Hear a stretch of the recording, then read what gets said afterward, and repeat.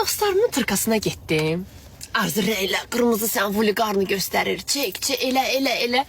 Dedim, yaxçı, cəhənnəmə eləyim. Hətağa, getdim, girdim kraska yerinə. 7 dənə kraska aldım. Qaynaqlarda var axı, qaynaqlarda rəyləmək söhbəti var. Getdim. Ayda sonra sizə başqa şeydə danışacağım, cırılacaqsınız deyə. Getdim eləməyə, aldım, gəldim evə. Falqaları açdım, qaynaqları şak rəylə. Öz başıma rəylədim. Ala bir dənə gördüm nə? Başım olub al qırmızı. Al qırmızı ya, belə qırmızısı. Bədənimi də eləmişəm qara. Deniz gəlib dedi, bu nədir? Oxşayırdı mənə. Dedim, qəşəyindi də, vulqarı. Bu nədir deyir, qaralmısan, nə gün nədir, bu nədir? Çox cəlb edici vulqarını görünürsən, nə bilim, nə.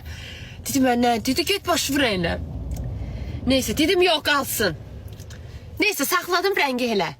Sonra fikirləşdim ki, ayda o boyda qaynaq, gəl bir də rənglə. Deniz ürəyimə gəlb saldı ki, qəşəngdir. Sonra tanışımla da danışdım. Dedi, Arzu, yox, çox vulqarını olursa, nə bilim, nə.